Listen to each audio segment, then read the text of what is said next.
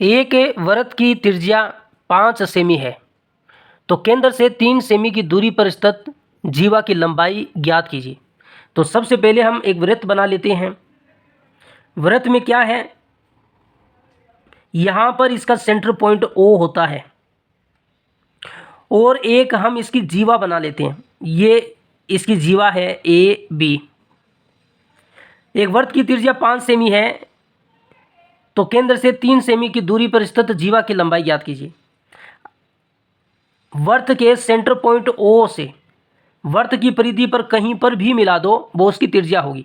तो हम यहाँ पर मिलाएंगे तो ये क्या होगी, वृत्त की त्रिज्या होगी। इसका मान हमें 5 सेमी दिया गया और केंद्र से 3 सेमी की दूरी पर, ये केंद्र है, इससे 3 सेमी की दूरी पर ये क्या है, जीवा है।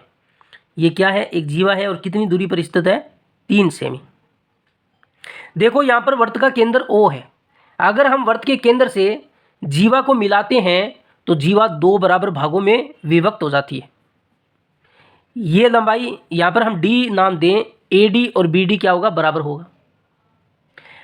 अगर ये जो लंबाई है OD, जो लंबाई है, अगर जीवा को 2 बराबर भागों में विभाजित करती है तो इसका मतलब क्या होता है कि हम वृत्त के केंद्र O से इस जीवा पर एक लंब डाल रहे हैं। लंब डाल रहे हैं तो यहाँ पर बनने वाला कोण 90 डिग्री का होता है।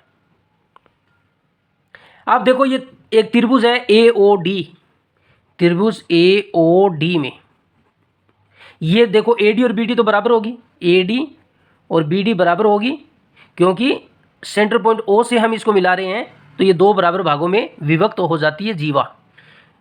त्रिभुज AOD कौन सा त्रिभुज है, एक समकोण त्रिभुज है, क्योंकि इसका A कोण 90 डिग्री है। जिस त्रिभुज का A कोण 90 डिग्री हो वो समकोण त्रिभुज होता है। समकोण त्रिभुज में एक प्रमेय लगती है, उस प्रमेय को कहते हैं पाइथागोरस प्रमेय।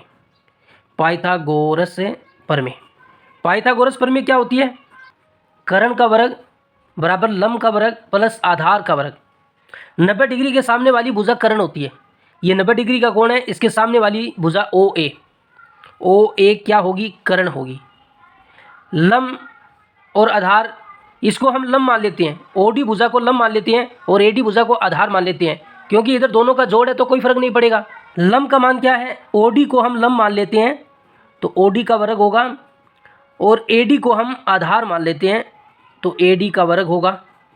OA का मान कितना है, 5 सेमी है, तो रख देते हैं इसमें 5 सेमी, उसका वर्ग। OD का मान कितना है, 3 सेमी, तो 3 सेमी का वर्ग होगा प्लस AD का मान हमें निकालना है। तो कितना होगा, ये 5 का वर्ग कितना होता है, 25 होता है।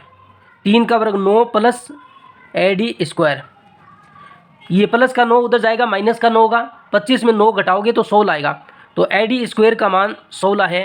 तो AD का मान कितना होगा, AD का मान होगा, ये वर्ग हटाएंगे तो इस पर क्या लगेगा, वर्गमूल लग जाएगा, और 16 का वर्गमूल होता है 4, तो AD का मान 4 सेमी आएगा।